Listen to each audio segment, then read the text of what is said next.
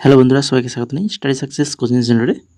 বন্ধুরা, আজকে আমরা তোমাদের জন্য নিয়ে চলে এসেছি ওয়েস্ট বেঙ্গল পুলিশের এসআই 2021 প্রিলিমসের যে কোশ্চেন পেপারটা ছিল। তো সেই কোশ্চেন পেপারে 50খানা জেনারেল অ্যাওয়ারনেসের কোশ্চেন ছিল। তো সেই কোশ্চেনগুলোই আলোচনা করবো আজকে আমরা।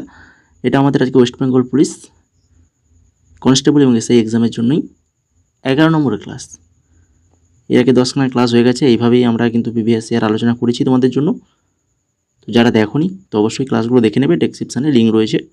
এবং সেই সঙ্গে যারা নতুন রয়েছে অবশ্যই চ্যানেলটিকে সাবস্ক্রাইব করে বেল আইকনে ক্লিক করে রাখবে এই ধরনের ক্লাস পাওয়ার জন্য। এবং আমাদের টেলিগ্রাম চ্যানেলে যুক্ত হয়ে যাবে, যেখানে যুক্ত হয়ে গেলে তোমরা কিন্তু এই যে ক্লাসগুলো করছি এর পিডিএফ সম্পূর্ণ ফ্রিতে পেয়ে যাবে। এবং আমাদের চ্যানেলে এই যে ভিডিওগুলো আসছে এর নোটিফিকেশানও তোমরা কিন্তু টেলিগ্রামে পাবে। এছাড়া বিভিন্ন যে সকল চাকরির নোটিফিকেশানগুলো বেরোয়, যেমন বর্তমানে এসএসসি সিএইচএসএলের নোটিফিকেশান বেরিয়েছে। তো সেই নোটিফিকেশান কিন্তু অলরেডি আমরা টেলিগ্রামে দিয়ে দিয়েছি। তো অবশ্যই টেলিগ্রামে যুক্ত হয়ে যাও। যুক্ত হয়ে গেলে কিন্তু এই ধরনের ইনফরমেশান কিন্তু তোমরা টেলিগ্রামে পেয়ে যাবে। তো চলো শুরু করি আজকে ক্লাসের প্রথম কোশ্চেন। দেখো, ভারতবর্ষের কোন রাজ্যে সর্বপ্রথম কফি চাষের প্রচলন হয়? কফি চাষের প্রচলন হয় কোন রাজ্যে? সঠিক অ্যান্সার কর্ণাটক। কর্ণাটকে কিন্তু কফি চাষের প্রচলন শুরু হয়েছিল। এরপরে দেখো 2 নম্বর কোশ্চেন। ভারতবর্ষের কোন রাজ্যে বনভূমির শতকরা পরিমাণ সর্বাধিক? বনভূমির শতকরা পরিমাণ সর্বাধিক। তো শতকরা বলেছে, সেক্ষেত্রে কিন্তু সঠিক অ্যান্সার আসবে অপশান নাম্বার এ, মিজোরাম। দেশের অধিকাংশই কিন্তু বন কোথায় রয়েছে? মধ্যপ্রদেশে পাওয়া যায়। বেশিরভাগই বন কিন্তু রয়েছে মধ্যপ্রদেশে। তো এরপরে রয়েছে অরুণাচল প্রদেশ, ছত্তিশগড়, উড়িষ্যা, মহারাষ্ট্র। আর যদি মোট ভূমি এলাকার শতাংশ হিসাবে যদি তোমাদের বের করতে বলে, যেমন এটার যে কোশ্চেনটা ছিল, তো তখন কিন্তু প্রথম হয়ে যাবে মিজোরাম, তারপরে অরুণাচল প্রদেশ, মেঘালয়, মণিপুর, নাগাল্যান্ড। এরপরে চলে যাও 3 নম্বর কোশ্চেন। ভারতবর্ষের দীর্ঘতম জাতীয় সড়ক কোনটি? ভারতবর্ষের দীর্ঘতম জাতীয় সড়ক সেটা হচ্ছে NH-44। NH-44 ভারতবর্ষের দীর্ঘতম জাতীয় সড়ক। নিম্নলিখিত কোন ব্রাউজারটির সাহায্যে ডার্ক ওয়েব অ্যাক্সেস করা যায়? ডার্ক ওয়েব অ্যাক্সেস করা যায় কোন ব্রাউজারটির মাধ্যমে? সঠিক অ্যান্সার অপশান নাম্বার সি, টর। টরের মাধ্যমে। 5 নম্বর কোশ্চেন। মুড়ির হিন্দালকো ফ্যাক্টরি কোন নদীর তীরে অবস্থিত? মুড়ির হিন্দালকো ফ্যাক্টরি কোন নদীর তীরে অবস্থিত? সঠিক answer option number B, Subarnarekha. সুবর্ণরেখার তীরে অবস্থিত। প্রথম পদ্মবিভূষণ পুরস্কার প্রাপক কে ছিলেন? প্রথম পদ্মবিভূষণ পুরস্কার প্রাপক ছিলেন সত্যেন্দ্রনাথ বোস। সত্যেন্দ্রনাথ বোস প্রথম পদ্মবিভূষণ পুরস্কার প্রাপক। তেহরি বাঁধটি কোন নদীর উপর অবস্থিত? তেহরি বাঁধটি কোন নদীর তীরে অবস্থিত? তো এটা হচ্ছে ভাগীরথী। ভাগীরথী নদীর উপর রয়েছে কিন্তু তেহরি বাঁধ। ভারতে সঞ্চিত কয়লার 80% কোথায় সঞ্চিত আছে? আমাদের ভারতের সঞ্চিত কয়লার 80% কয়লা রয়েছে কোথায়? দামোদর অববাহিকায়। দামোদর অববাহিকায় রয়েছে। কলকাতাকে আলীনগর নামকরণ করে ছিল কে? কলকাতাকে আলীনগর নামকরণ কে করেছিল? সঠিক অ্যান্সার সিরাজউদ্দৌলা। সিরাজউদ্দৌলা করেছিল। নিম্নোক্ত মধ্যে পৃথিবীর প্রাচীনতম রাজধানী শহর কোনটি? পৃথিবীর প্রাচীনতম রাজধানী শহর কোনটি? দামাস্কাস। দামাস্কাস হচ্ছে পৃথিবীর প্রাচীনতম রাজধানী শহর। এরপরে দেখো 11 নম্বর। নিম্নোক্ত কোনটিকে মিশ্র গ্রন্থি বলা হয়? মিশ্র গ্রন্থি কোনটাকে বলা হয়? তো সবাই পারবে, অগ্নাশয়। অগ্নাশয় কিন্তু একটি মিশ্র গ্রন্থি। এরপরে 12 নম্বর। পম্পাস তৃণভূমি। পম্পাস তৃণভূমি কোন মহাদেশের দেখতে পাওয়া যায়? পম্পাস তৃণভূমি এশিয়া, উত্তর আমেরিকা, দক্ষিণ আমেরিকা, না আফ্রিকা? এটা দেখতে পাওয়া যায় দক্ষিণ আমেরিকায়। দক্ষিণ আমেরিকায় দেখতে পাওয়া যায় পম্পাস তৃণভূমি। 4 ঘটিকার বৃষ্টি অর্থাৎ 4 o'clock রেন। 4 o'clock রেন নিম্নলিখিত কোন স্থানে দেখতে পাওয়া যায়? 4 o'clock রেন যেটা দেখতে পাওয়া যায় আমাজন ও কঙ্গো অববাহিকায়। আমাজন ও কঙ্গো অববাহিকায়। ইন্দ্র 2021 সম্মেলনটি কোথায় অনুষ্ঠিত হওয়ার কথা? ইন্দ্র 2021 এটা সম্মেলনটি রাশিয়ায় হওয়ার কথা। বিধান পরিষদের সদস্যদের মেয়াদকাল কত? বিধান পরিষদে সদস্যদের মেয়াদকাল 6 বছর। সেলসিয়াস স্কেলে থার্মোমিটারের কোন তাপমাত্রাকে অ্যাবসোলিউট জিরো তাপমাত্রা বলে বোঝানো হয়? অ্যাবসোলিউট জিরো তাপমাত্রা। তো এখানে একটু দেখো, এই যে এখানে এগুলো কিন্তু দশমিক, ঠিক আছে, এগুলো হচ্ছে দশমিক। তো সঠিক অ্যান্সার হয়ে যাবে -273.15 ডিগ্রি সেলসিয়াস। -273.15 ডিগ্রি সেলসিয়াসকে অ্যাবসোলিউট জিরো তাপমাত্রা বলে বোঝানো হয়। ভারতবর্ষের যে কোনো রাজ্যের সর্বোচ্চ আইন বিষয়ক কর্মকর্তা কে? ভারতবর্ষের যে কোনো রাজ্যের সর্বোচ্চ আইন বিষয়ক কর্মকর্তা কে? Advocate general.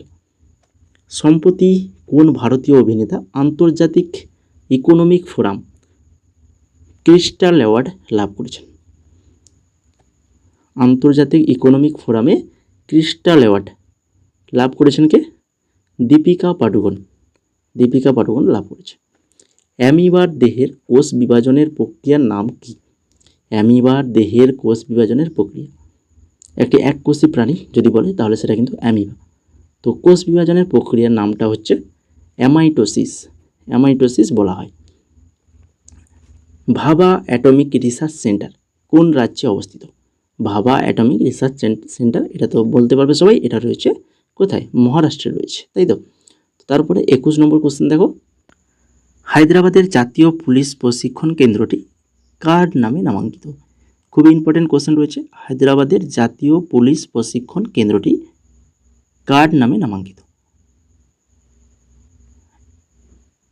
অপশানগুলো দেখে নাও। পণ্ডিত জওহরলাল নেহরু, লাল বাহাদুর শাস্ত্রী, সর্দার বল্লভভাই প্যাটেল, না হচ্ছে মহাত্মা গান্ধী। সঠিক answer option number C, Sardar Vallabhbhai প্যাটেলের নামে নামাঙ্কিত।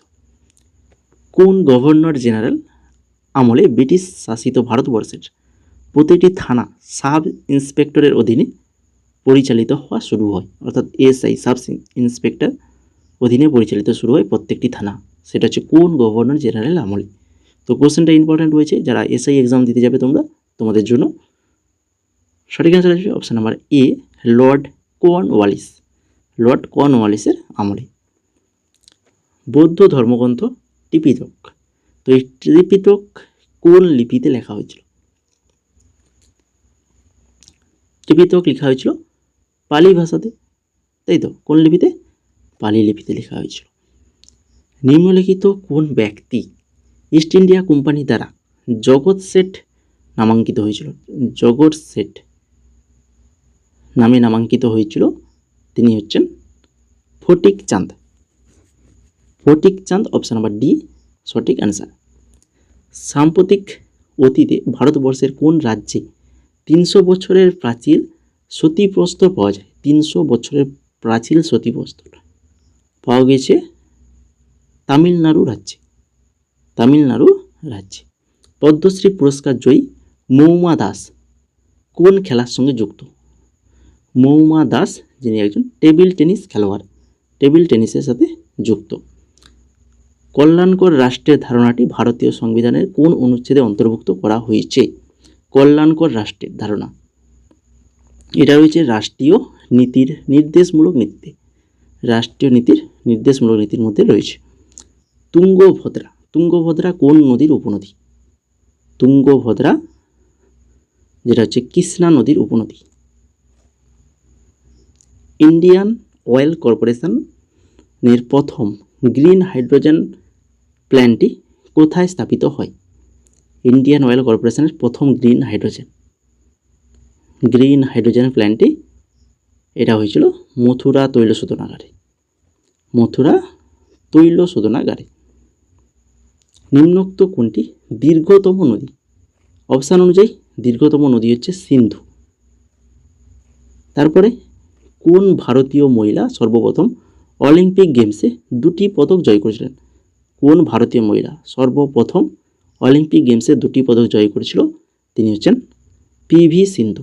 অপশান নাম্বার ডি সঠিক অ্যান্সার, পিভি সিন্ধু। নিম্নোক্ত কোনটি ভারতের একটি শুল্কমুক্ত বন্দর, শুল্কমুক্ত করমুক্ত বন্দর? সেটা হচ্ছে মুম্বাই বন্দর। মুম্বাই বন্দর কিন্তু একটি শুল্কমুক্ত বন্দর। 2020 সালের রসায়ন শাস্ত্রে কে বিজ্ঞান ক্ষেত্রে দেশের সম্মান ভাটনাগর পুরস্কার লাভ করেছিল? ভাটনাগর পুরস্কার 2020 রসায়ন শাস্ত্রে পেয়েছিল প্রফেসর জ্যোতির্ময়ী দাস। প্রফেসর জ্যোতির্ময়ী দাস। নিম্নোক্ত কোনটি ব্যাকটেরিয়াজনিত অসুখ নয়? ব্যাকটেরিয়াজনিত অসুখ নয় কোনটি? সেটা হচ্ছে ইনফ্লুয়েঞ্জা। আগের দিনই আলোচনা করেছিলাম, ইনফ্লুয়েঞ্জা ব্যাকটেরিয়া ঘটিত রোগ নয়, যেটা হচ্ছে একটা ভাইরাস ঘটিত রোগ।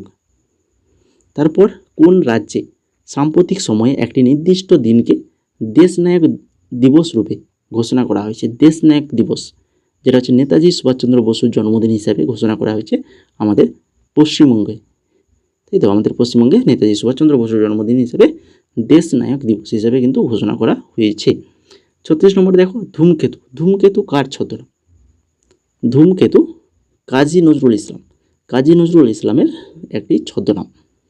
মানব শরীরের কোন অংশে রক্ত জমাট বাঁধে না? ধমনীতে বাঁধে, ক্রৈশিকে বাঁধে, মস্তিষ্কে কিন্তু বাঁধে না। শিরাতে তো বাঁধেই অবশ্যই, তো মস্তিষ্ক হয়ে যাবে তাহলে সঠিক অ্যান্সার।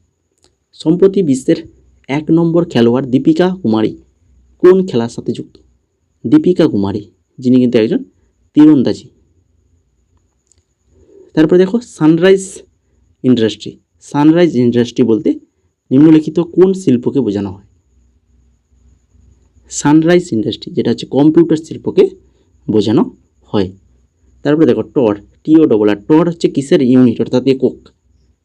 টর যেটা চাপের একক, চাপের একক টর। যদি ব্যারোমিটারের পারস্তম্ভের দ্রুত হ্রাস হয় তবে তার দ্বারা নিম্নলিখিত কোন অনুমান করা যায়? এটাও আমরা প্রিভিয়াস ইয়ারে আলোচনা করেছি তোমাদের আগে, প্রিভিয়াস ইয়ার এসেছিলো, দেখো আবার 2021-এ তোমাদের এসছে। তো এটা হচ্ছে ঝড়ের সম্ভাবনা দেখা যায়।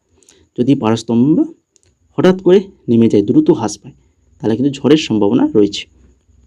নিম্নোক্ত কোনটি একটি ব্রাহ্মণ গ্রহ নয়? ব্রাহ্মণ গ্রহ নয় যদি আমাদের 8টা গ্রহ যদি তোমরা জেনে রাখো, কি কি? বুধ, শুক্র, পৃথিবী, মঙ্গল, বৃহস্পতি, শনি, ইউরেনাস, নেপচুন। তো এখানে দেখতে পাচ্ছ নেপচুন কিন্তু অপশানের মধ্যে রয়েছে, তাহলে কিন্তু নেপচুন কিন্তু ব্রাহ্মণ গ্রহ নয়, এটা কিন্তু আমাদের সৌরজগতের 8টা গ্রহের মধ্যেই পড়ে। বাকি যেগুলো রয়েছে প্লুটো, সিরিয়াস বা ইরিস, এগুলো কিন্তু ব্রাহ্মণ গ্রহ। কার জীবনীর নাম রোম্যান্সিং উইথ লাইফ? রোম্যান্সিং উইথ লাইফ এটা কার আত্মজীবনী? এটা হচ্ছে দেব আনন্দের জীবনী। মুদ্রা রাক্ষস নাটকটির রচয়িতা কি? মুদ্রা রাক্ষস এই নাটকটির রচয়িতা হচ্ছেন Bishakh Dutta. Option number B সঠিক অ্যান্সার, বিশাখ দত্ত। সাম্প্রতিককালে ফোনে আড়ি পাতার জন্য পেগাসাস নামক সফটওয়্যার ব্যবহার করে। তো সেই পেগাসাস যে সফটওয়্যারটা, তো সেটি কোন দেশে প্রস্তুত হয়েছে? পেগাসাস, তো এটা হয়েছে ইসরায়েলে প্রস্তুত হয়েছে। ফায়ার আইস বলতে নিম্নোক্ত কোনটিকে বোঝানো হয়? বলো দেখি। ফায়ার আইস যেটা হচ্ছে মিথেন হাইড্রেট। বাকিগুলো দেখো প্রোপেন হাইড্রেট রয়েছে, মিথিলিন হাইড্রেট, এগুলো গোলমাল, মানে তোমাদের মাইন্ডটাকে ডাইভার্ট করার জন্য কিন্তু এরকম অপশানগুলো দিয়ে থাকে। তো ভালো করে মনে রাখবে, মিথেন হাইড্রেটকে বলা হয় ফায়ার আইস। 1943 সালে নিম্নলিখিত কোন স্থানে সুভাষচন্দ্র বোস প্রথম স্বাধীন ভারতের অস্থায়ী সরকার গঠন করেছিল? স্বাধীন ভারতের অস্থায়ী সরকার গঠন করেছিল সুভাষচন্দ্র বসু, সেটা হচ্ছে সিঙ্গাপুরে করেছিল 1943 সালে। ডুপ্লিকেট অ্যাপ্লিকেশন ব্যবহার করে ব্যবহারকারীর পাসওয়ার্ড নির্ণয় করাকে কী বলা হয়? ডুপ্লিকেট অ্যাপ্লিকেশন ব্যবহার করে পাসওয়ার্ড জেনে নেওয়া, যেটাকে বলা হয় ফিশিং কত সালে পশ্চিমবঙ্গের সুন্দরবনকে একটি হেরিটেজ সাইট ঘোষণা করা হয়? হেরিটেজ সাইট হিসেবে ঘোষণা করা হয় 1987 সালে ঘোষণা করা হয়েছিল।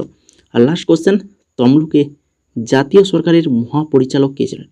তমলুকে জাতীয় সরকারের মহাপরিচালক ছিলেন সতীশচন্দ্র সামন্ত। অপশান নাম্বার বি সঠিক অ্যান্সার। তো এই ছিল মোট 50খানা কোশ্চেন, খুবই ইম্পর্টেন্ট কোশ্চেন। তো আশা করি সবার ক্লাসটা ভালো লেগেছে। তো যদি ভালো লেগে থাকে, এখন যারা ক্লাসটাকে লাইক করোনি তো অবশ্যই ক্লাসটা লাইক করে দাও, আর নতুন থাকলে অবশ্যই চ্যানেলটিকে সাবস্ক্রাইব করে বেল আইকনে ক্লিক করে দাও এই ধরনের গুরুত্বপূর্ণ ক্লাস রেগুলার পাওয়ার জন্য। এবং সেই সঙ্গে আমাদের টেলিগ্রাম চ্যানেলে যুক্ত হয়ে যাবে, যেটা তোমাদের প্রথমেই বলেছি, যেখানে যুক্ত হয়ে গেলে ফ্রি পিডিএফ পেয়ে যাবে, সম্পূর্ণ ফ্রিতে এই ক্লাসের পিডিএফগুলো পেয়ে যাবে উত্তর সহ, এবং সেই সঙ্গে বিভিন্ন চাকরির নোটিফিকেশানও কিন্তু আমরা ওই টেলিগ্রামে দিয়ে থাকি। তো অবশ্যই টেলিগ্রামে যুক্ত হয়ে যাও সবাই।